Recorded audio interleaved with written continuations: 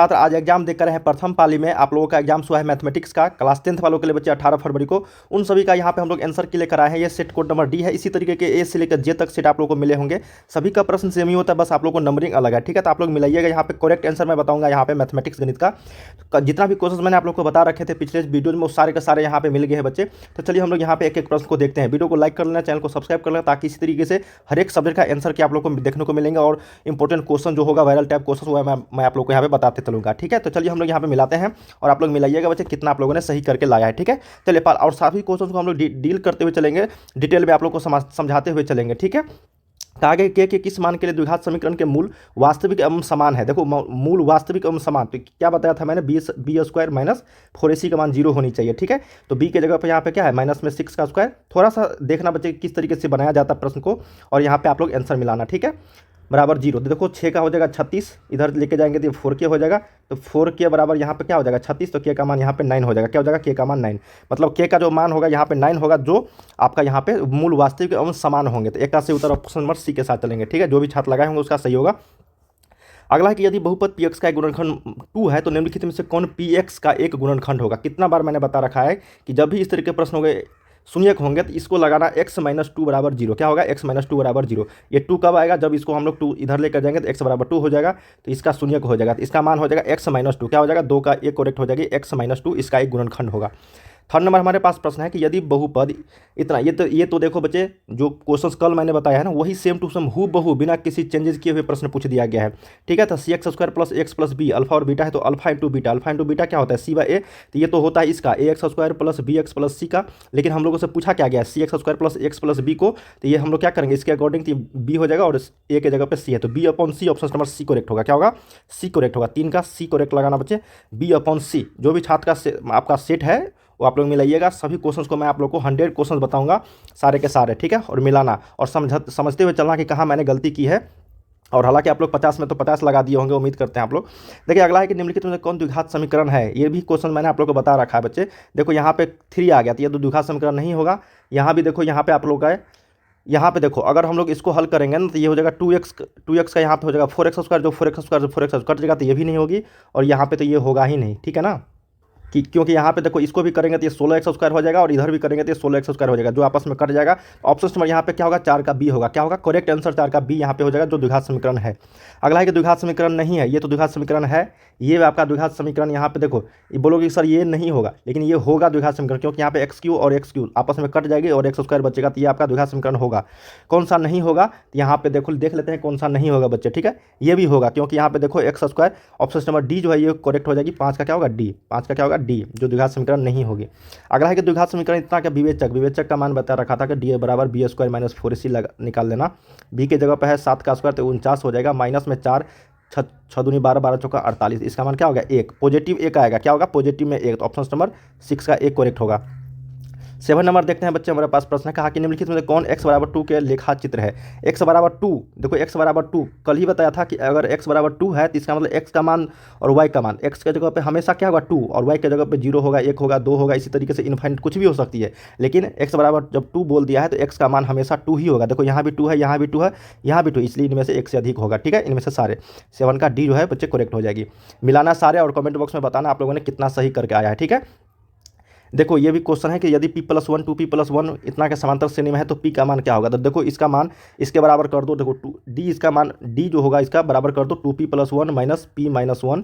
ठीक है, बराबर ये हो जाएगा 4p-1 माइनस में 2p और -1। ठीक है, जब इसको हल करोगे तो ये हो जाएगा p, देखो 1 से 1 कट जाएगा, तो p बराबर 4p में से 2p गया तो ये 2p बचेगा, और ये माइनस माइनस माइनस 2 हो जाएगा। ठीक है, जब इस साइड लेकर जाओगे 2 बराबर ये हो जाएगा 2p माइनस p, तो p बराबर क्या हो जाएगा 2। यहाँ पे सही उत्तर हो जाएगा p का मान 2 हो जाएगी। जो छात्र लगाए हैं 2, इसका सही हो जाएगा। समांतर श्रेणी 1 3 5 9 का सार्वंतर क्या होगा, सिंपल है, 5 में से 1 घटाओ 4। ठीक है, 9 में से 5 घटाओ 4, 4 जो है सार्वंतर होगा। 9 का सी, कितना सिंपल क्वेश्चन था।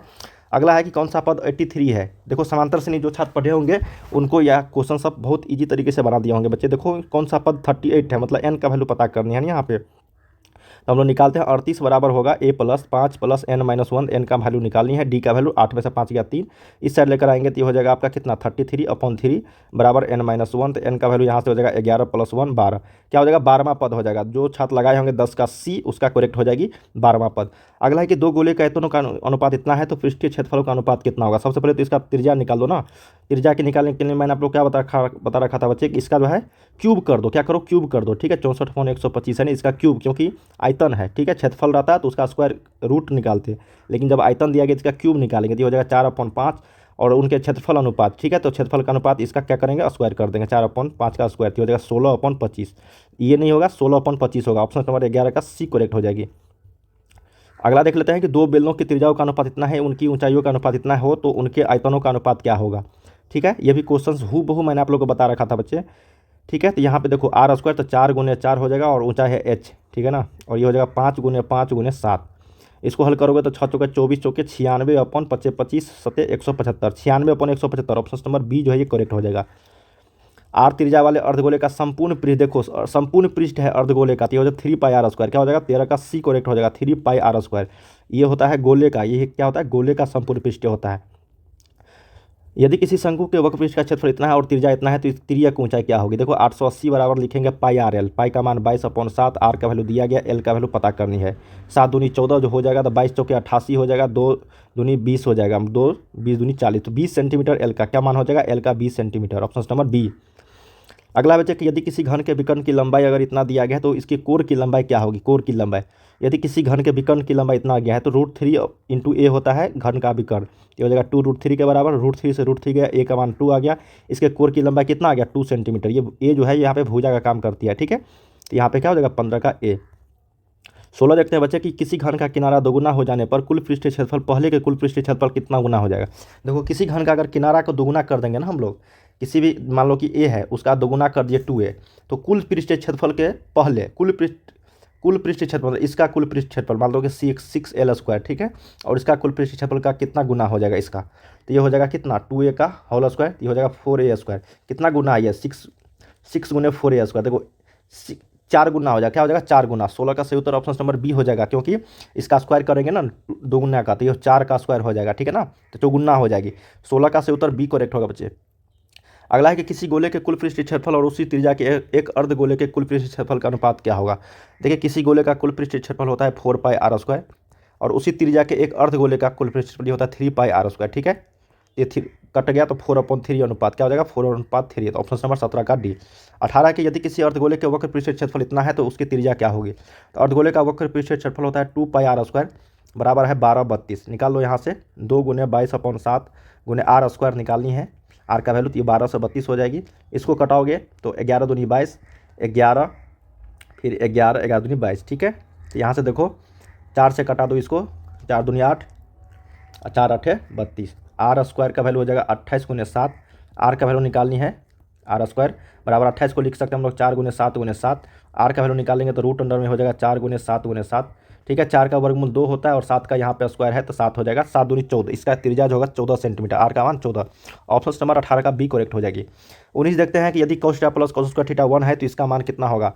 देखो कई बार मैंने बता रखा था बच्चे ये प्रश्न cos θ का मान अगर इस साइड लेकर जाएंगे इसको तो हो जाएगा 1 - में cos स्क्वायर थीटा, इसका मान 1 होगा, क्या होगा 1 होगा। देखो कैसे इसको लिख सकते हैं हम लोग साइन स्क्वायर थीटा लिख सकते हैं और दोनों तरफ स्क्वायर कर देते हैं तो ये हो जाएगा cos स्क्वायर थीटा हो जाएगा और ये हो जाएगा sin के पावर 4 थीटा हो जाएगा, ठीक है।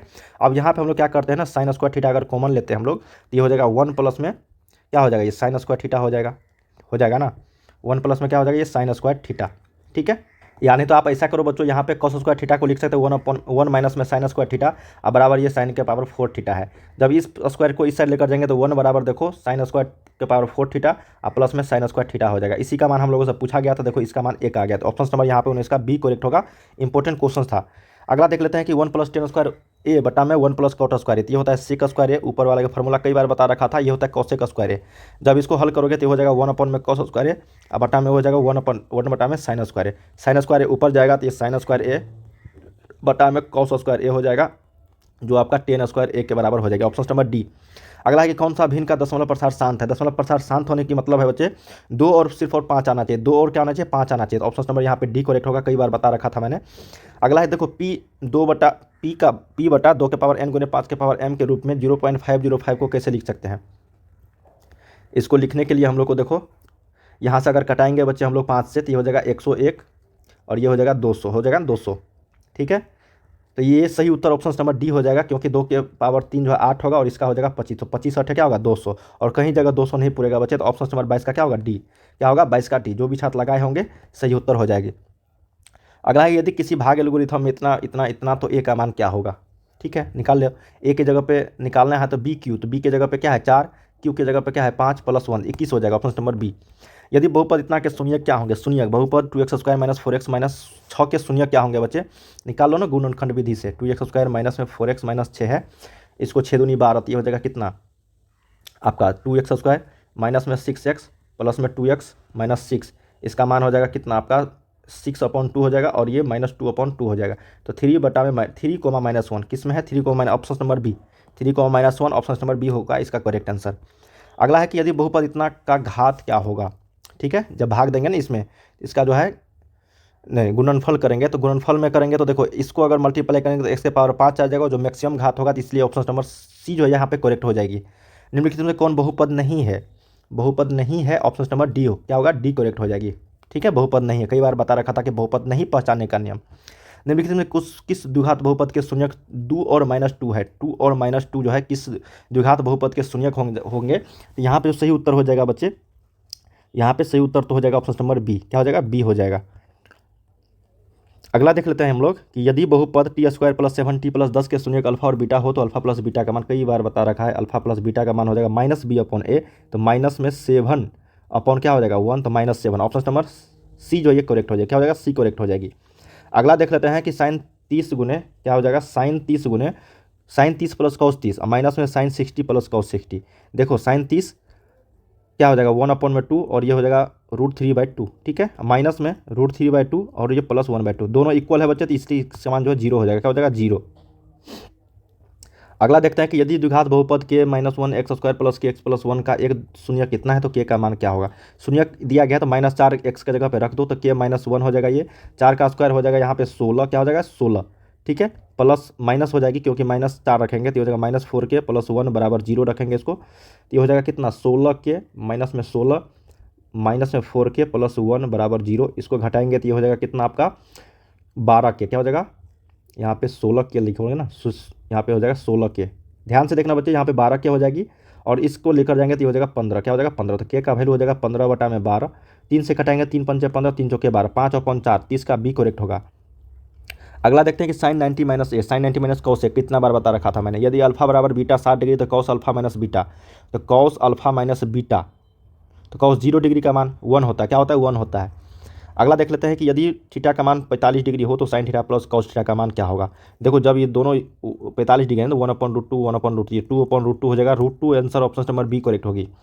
यदि a का मान 30 डिग्री है तो 2tan a बटा में 1 - tan² है, तो 2tan a, तो 2 गुने 1/√3 1 माइनस में 1/3 हो जाएगा, ठीक है। जब इसको थोड़ा सा हल करोगे ना बच्चे, देखो एग्जैक्ट आंसर आ जाएगा यहाँ पे 2/√3 बटा में 2/3 हो जाएगा, ये 2 से 2 गया तो 3 ऊपर में चला जाएगा √3, ये √3 आ जाएगा, जो tan 60 का मान होता है, ऑप्शन नंबर बी करेक्ट होगा। अगला देख लेते हैं कि यदि tan थीटा का मान इतना है तो sin थीटा का मान, देखो 12/5 है तो इसका मतलब p/b है, ये h निकालेंगे तो यहाँ से 13 आ जाएगा, sin थीटा का वैल्यू हम लोगों से पूछा गया है तो p/h होता है, तो 5/13 ऑप्शन नंबर सी करेक्ट होगा, क्या होगा सी करेक्ट होगी।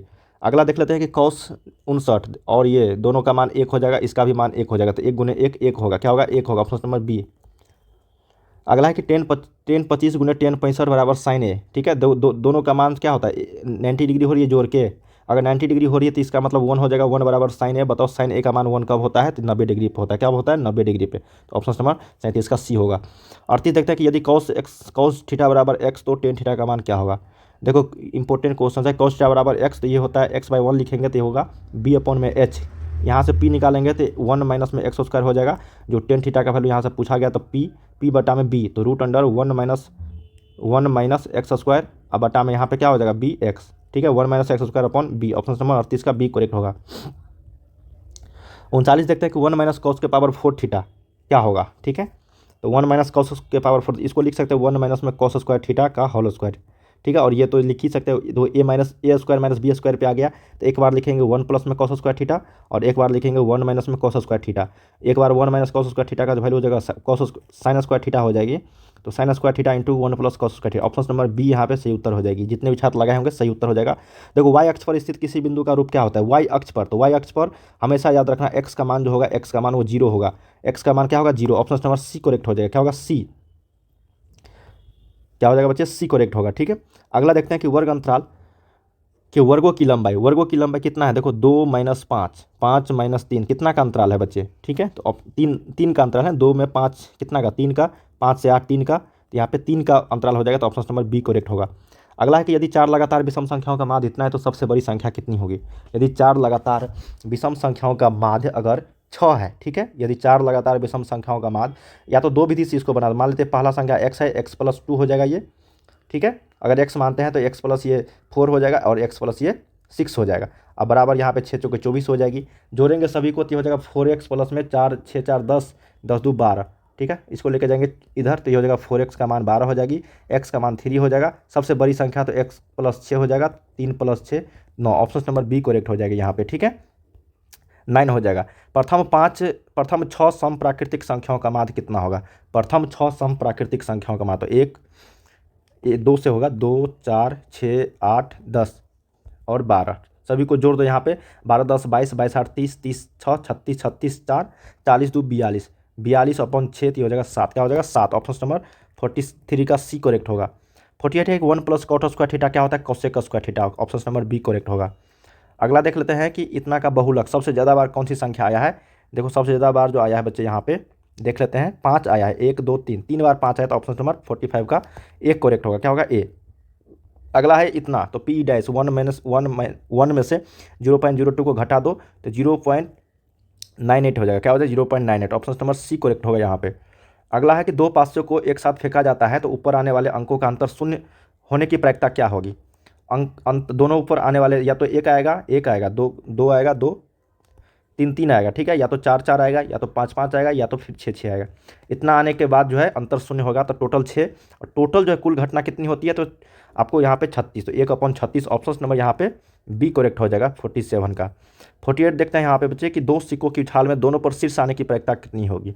दो सिक्के उछालेंगे, टोटल होगा 4, और दोनों पर शीर्ष आने की प्रायिकता एक ही बार आएगा, तो यहाँ पे 1/4 हो जाएगा। क्या हो जाएगा 1/4।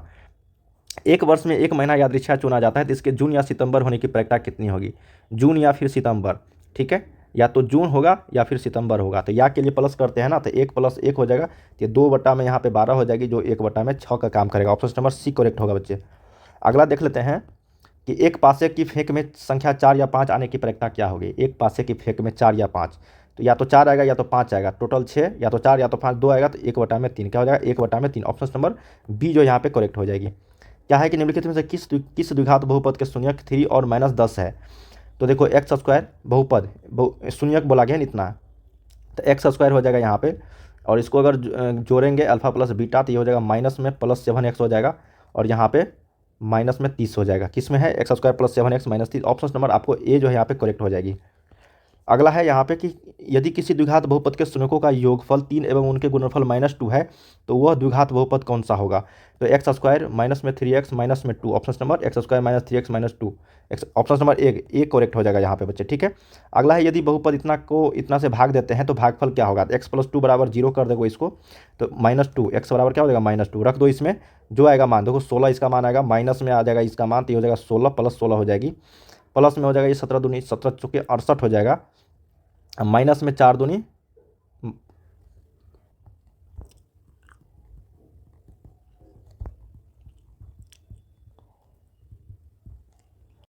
तो 57 का जो सही उत्तर हो जाएगा बच्चे यहाँ पे 13/9 हो जाएगी, 13/9, ठीक है।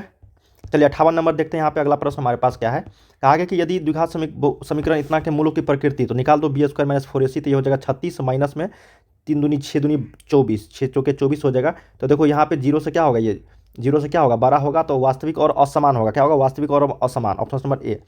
यदि किसी देखो सेम हूबहू प्रश्न पूछ दिया गया बच्चा 8 सेंटीमीटर, तो इसका भी 8 सेंटीमीटर होगा, बी करेक्ट होगी।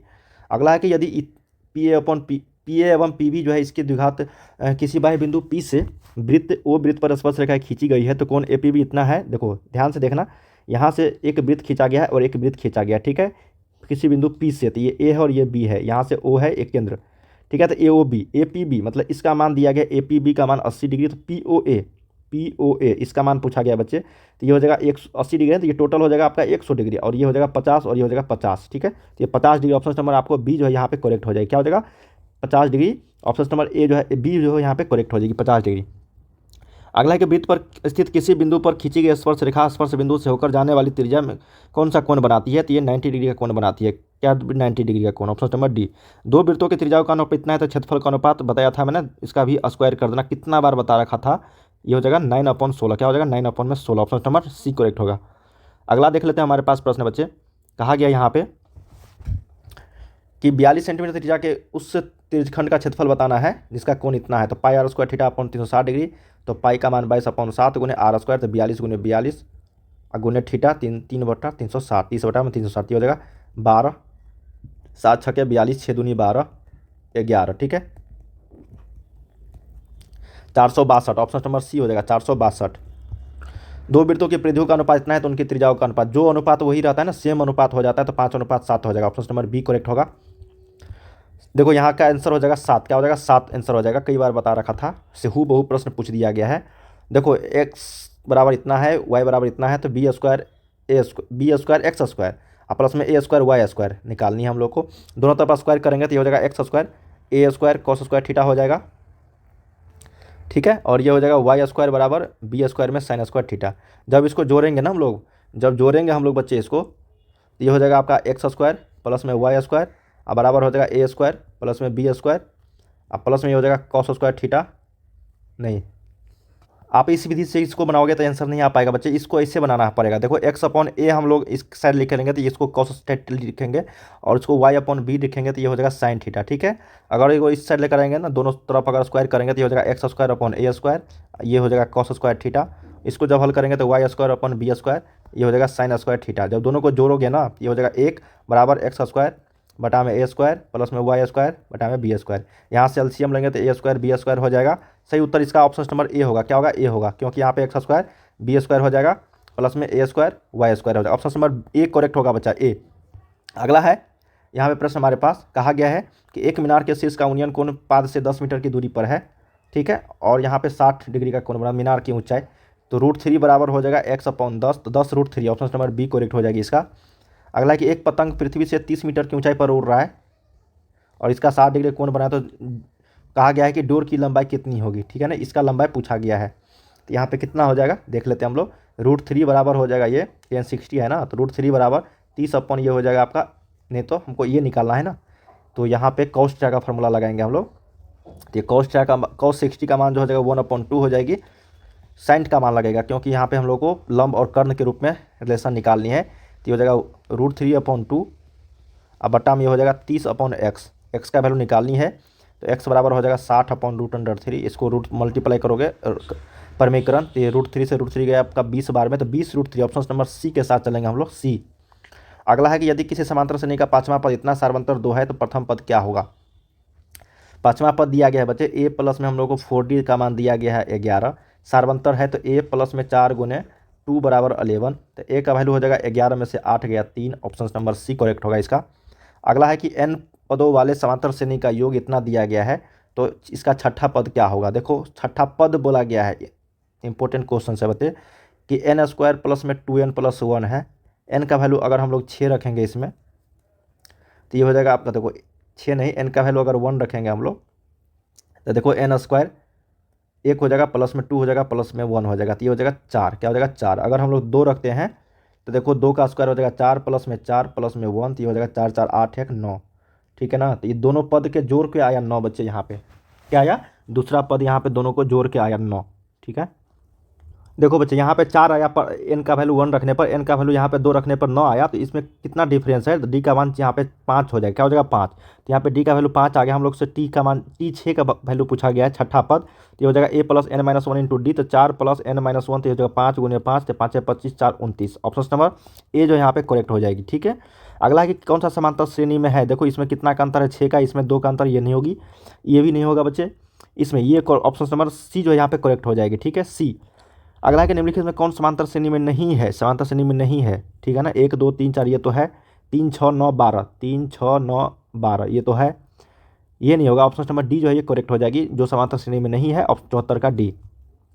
के प्रथम 20 पदों का योगफल निकालनी है 1 4 7, ठीक है। के प्रथम 20 तो n/2 हो जाएगा 20/2 इंटू 2a, 2a का वैल्यू 2 गुने 1 प्लस n-1 19 गुने 4 में से 1 हो गया 3 हो जाएगा, ठीक है। इसको हल करोगे तो 10 गुने ये हो जाएगा 3, 2 गुने 3 हो जाएगा कितना 2, और ये 19 दिया 57, ये हो जाएगा 590, क्या हो जाएगा 590। किसका मान 1 के बराबर है, तो किसका मान 1 के बराबर है बच्चे, यहाँ पे साइन स्क्वायर 60 नहीं होगी, 1 के बराबर साइन 90 गुने कॉस 90, ये तो 0 हो जाएगा, ये तो बिल्कुल नहीं होगी। साइन 45 1/√2 गुने 1/√2, ये √2 ऊपर में जाएगा, ये √2 कट जाएगा। ऑप्शन नंबर डी होगा, क्या होगा, डी करेक्ट हो जाएगी बच्चे, डी। अगला है कि कॉस स्क्वायर ए इंटू 1 + tan स्क्वायर ए, ऑप्शन नंबर सी होगा इसका करेक्ट, 1 हो जाएगा। tan 30 का मान 1/√3 होगा। cos 60 का मान cos 60 का मान होता है 1/2 हो जाएगी। Sine square 90 minus tan square 45, 1 में से 1 गया 0 answer, option number D correct होगा, डी 80 का डी।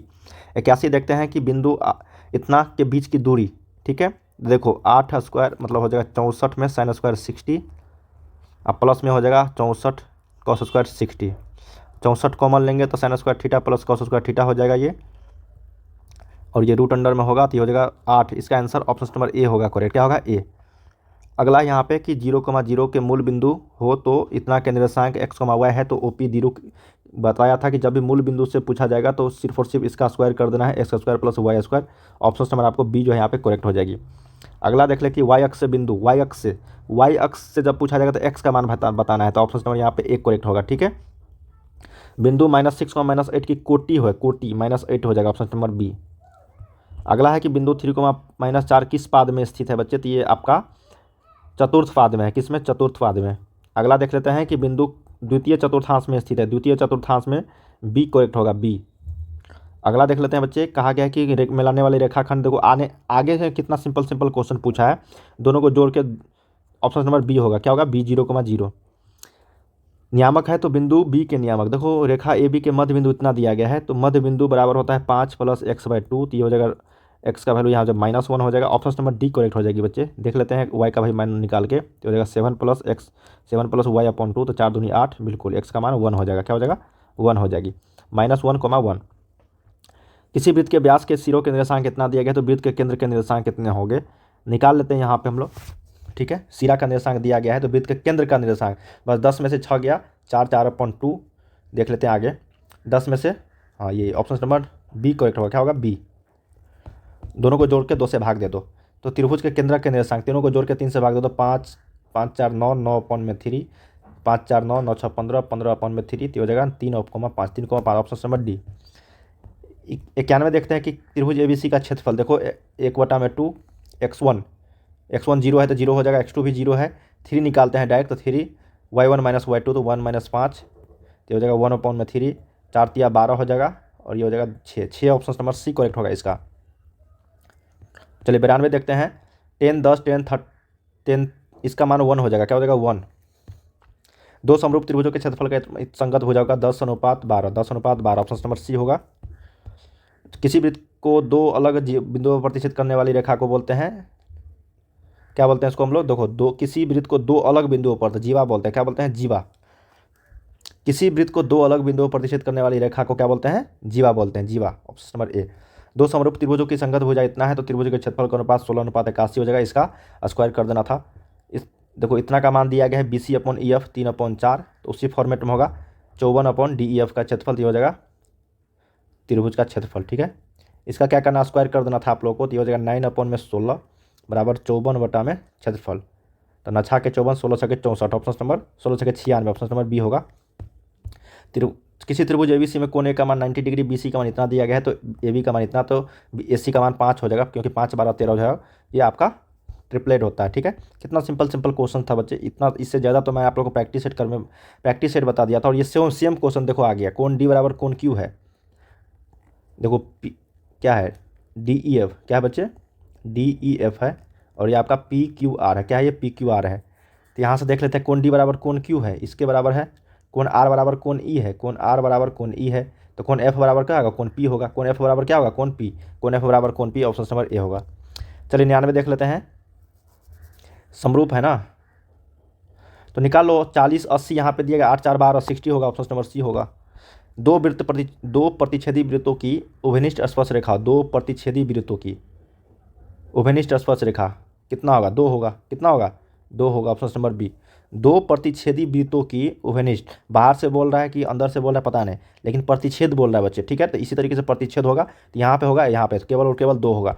तो बच्चे हम लोगों ने 1 से लेकर 100 तक क्वेश्चन कर दिए। इसके आगे क्वेश्चन जो होगा ये शॉर्ट टाइप क्वेश्चन, उसका भी मैं आप लोग को बहुत जल्द आंसर लेकर आने वाला हूँ। मिलते हैं अगले वीडियो में, तब तक लोग अगला सब्जेक्ट का पढ़ाई करते रहिए बच्चे, और बताना कमेंट बॉक्स में कितना आप लोगों ने सही किया।